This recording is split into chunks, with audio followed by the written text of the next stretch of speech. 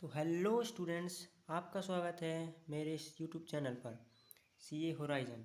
तो आज की इस वाली वीडियो में हम डिस्कस करेंगे बिजनेस लॉ का एक चैप्टर कंपनीज एक्ट 2013, जिसके अंदर क्लासिफिकेशन ऑफ कंपनीज में on the basis of members पर जो 1% कंपनी है जो कि बहुत इंपॉर्टेंट है। तो आज हम उसको डिस्कस करेंगे, एक्सप्लेन करेंगे। और आप ये बहुत इम्पोर्टेंट क्लासिफिकेशन है कंपनीज का। तो चलिए स्टार्ट करते हैं। तो जो 1% कंपनी है on the basis of members, तो इसके अंदर क्या है, the companies act 2013 introduce a new class of companies which can be incorporated by a single person. जो ये 1% कंपनी है ना, ये सिंगल पर्सन के द्वारा इनकॉर्पोरेट की जा सकती है। Section 2 subsection 62 of the companies act 2013 define 1% company as a company which has only 1% as member. इस 1% कंपनी में सिर्फ 1% यानी कि एक ही पर्सन मेंबर रहता है, वही इनकॉर्पोरेट करता है। इसके लिए 1% company has been introduce to encourage entrepreneurship and corporatization of business. जो ये 1% कंपनी है ना, ये इनकॉर्पोरेट और क्या कहते हैं इंट्रोड्यूस हुई थी इनकरेज करने के लिए entrepreneurship and corporatization of business. इन दो चीज़ के लिए ये 1% कंपनी इंट्रोड्यूस हुई थी। इसके बाद OPC differ from sole proprietor concern in an aspect that OPC is separate legal entity with limited liability of the members, where in case of sole proprietor the liability of owner is not restricted and it extends to the owner's entire asset constituting of official and personal। तो यहाँ पर बोल रहे हैं कि जो OPC है वो डिफरेंट है सोल प्रोप्राइटरशिप से। उसमें भी 1% रहता है ओनर, यहाँ पर भी रहता है। डिफरेंट यह है कि जो OPC है इसकी जो लाइबिलिटी है वो लिमिटेड है, और जो अपनी सोल प्रोप्राइटरशिप है ना, इसकी लाइबिलिटी है वो कैसी है, एक्सटेंडेड है ओनर्स की इंटायर एसेट। मतलब कि जो सोल प्रोप्राइटरशिप है ना, जो भी उसका ओनर है उसकी लाइबिलिटी अनलिमिटेड है, उसके पर्सनल एसेट तक। तो इसके बाद the procedural requirement of an OPC are simplified through exemption provided under the act in comparison to the form of companies. फिर इसके बाद चलेंगे कि according to section 3 subsection 1 of clause A of the companies act 2013, OPC is a private limited company with a minimum paid up share capital as be prescribe and having 1 member. तो OPC है ना, वो एक private limited company है और इसमें minimum paid up share capital वो prescribe रहेगी, जो भी है वो यहाँ पर मेंशन नहीं है। और फिर इसके बाद है OPC 1% कंपनी सिग्निफिकेंट पॉइंट्स है इसके कुछ, जो भी यहाँ पर ने पढ़े हैं कि 1% as a member, minimum paid up share capital, no limit prescribed जो भी है। Memorandum of OPC shall indicate the name of other person who shall in event of subscriber's death or his incapacity to contact become the member of the company। तो ये other person है ना, ये nominee है उस company का। अगर जो भी मेंबर ने इस कंपनी को इनकॉर्पोरेट किया है, अगर उसको कुछ हो जाता है, वो इनकैपेसिटी टू कॉन्ट्रैक्ट में आ जाता है या उसकी डेथ हो जाती है, तो उस केस में ये अदर पर्सन उस कंपनी को संभालेगा।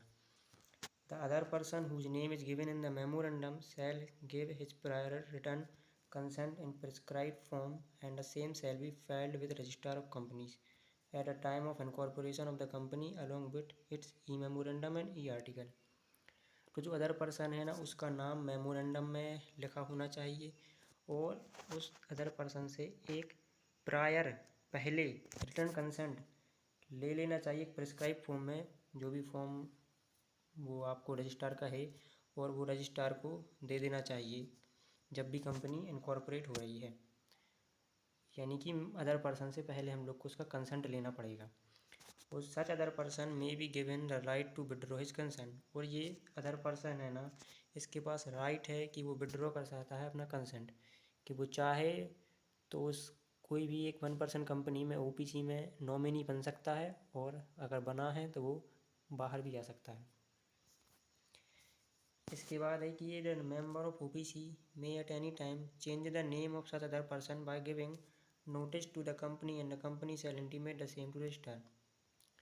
जो ये अदर पर्सन का नेम है और अदर पर्सन है जो भी, वो कंपनी का मेंबर जिसने कंपनी को इनकॉर्पोरेट किया है, वो इसको चेंज कर सकता है नेम को अदर पर्सन के by giving notice to company. Company को नोटिस देगा, मतलब जो भी वो मेंबर है वो खुद ही की कंपनी को नोटिस देगा, एंड कंपनी नोटिस देगी किसके लिए, रजिस्ट्रार के लिए। कंपनी रजिस्ट्रार को बताएगी कि हमको नेम चेंज करना है अदर पर्सन का, तो वो भी हो सकता है। और any such change in name of the person shall not be deemed to be an alteration of the memorandum. और ये नेम चेंज हो रहा है तो उसका मतलब ये नहीं कि मेमोरेंडम भी चेंज हो रहा है, मेमोरेंडम भी अल्टर हो रहा है, अल्टर मतलब चेंज, इसका ये मतलब नहीं है।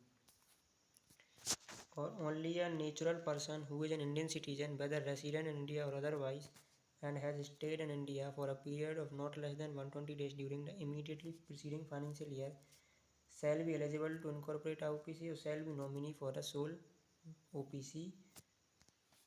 तो इस पॉइंट में ये बता रहे हैं कि जो भी वो मेंबर, मतलब जो भी OPC का मेंबर है और जो भी नॉमिनी है, वो क्या होना चाहिए, नेचुरल पर्सन होना चाहिए, इंडियन सिटीजन होना चाहिए, वेदर रेसिडेंट हो या ना हो, रेसिडेंट हो या ना हो चल जाएगा, मगर इंडियन सिटीजन होना चाहिए और नेचुरल पर्सन होना चाहिए, तो वो OPC इनकॉर्पोरेट कर सकता है और नॉमिनी भी बन सकता है। इसके बाद हम देखेंगे कि no person shall be eligible to incorporate more than one OPC और become nominee in more than one such company. कोई भी पर्सन एलिजिबल नहीं है इनकॉर्पोरेट करने के लिए मोर देन वन OPC, एक से ज़्यादा कोई भी एक बंदा एक से ज़्यादा OPC क्रिएट नहीं कर सकता है। तो कोई भी एक बंदा एक से ज़्यादा OPC इनकॉर्पोरेट नहीं कर सकता है, और कोई भी एक बंदा एक से ज़्यादा OPC में नॉमिनी भी नहीं बन सकता है। Not become nominee in more than one company, एक से ज़्यादा OPC में वो नॉमिनी नहीं बन सकता है। और no minor shall become member or nominee of the OPC or can hold share with beneficial interest. और कोई भी माइनर जो कि 18 ईयर से कम हो, वो ना तो मेंबर बन सकता है और ना नॉमिनी बन सकता है किसी भी OPC का, और ना वो शेयर होल्ड कर सकता है विथ बेनिफिशियल इंटरेस्ट, के बेनिफिट के लिए बस उसने शेयर होल्ड की है तो वो भी नहीं वो कर सकता minor. Such company cannot be incorporated or converted into company under Section 8 of the Act. Through it may be converted to private or public companies in certain cases. तो जो ये वन पर्सन कंपनी है वो अपने आप को convert नहीं कर सकती है एक सेक्शन 8 कंपनी में, मगर ये अपने आप को कन्वर्ट कर सकती है प्राइवेट और पब्लिक कंपनीज में। सर्टेन केसेस में, not always but certain cases में कर सकती है convert private and public companies में OPC। Such company can not carry out non banking financial investment activity including investment in security of an body corporate. और ये OPC है, ये non banking financial investment activities भी नहीं कर सकती है जिसमें इंक्लूडिंग है investment in security of any body corporate. तो ये non banking financial investment activity भी नहीं कर सकती। और यहाँ पर ये the member can be sole member and director, ये वही कंक्लूजन दिया है कि वन मेंबर रहेगा, प्राइवेट कंपनी नेचर हैगी, इनकरेज हुई थी entrepreneurship and corporatization of business, इसके लिए वो इंट्रोड्यूस हुई थी। Procedural requirement are simplified through exemption, separate legal entity है ये लिमिटेड लायबिलिटी के साथ, ये सब वो ये कंक्लूजन। तो इस वाली वीडियो में हमने डिस्कस किया है one person company on the basis of members में। और अगर आप लोग को कोई और कंपनी क्लासिफिकेशन में डाउट है, किसी भी चैप्टर में डाउट है, तो आप लोग वो कमेंट सेक्शन में बता सकते हैं। और मिलते हैं किसी और नेक्स्ट वीडियो में किसी नए टॉपिक के साथ। तब तक के लिए गुड बाय, थैंक यू।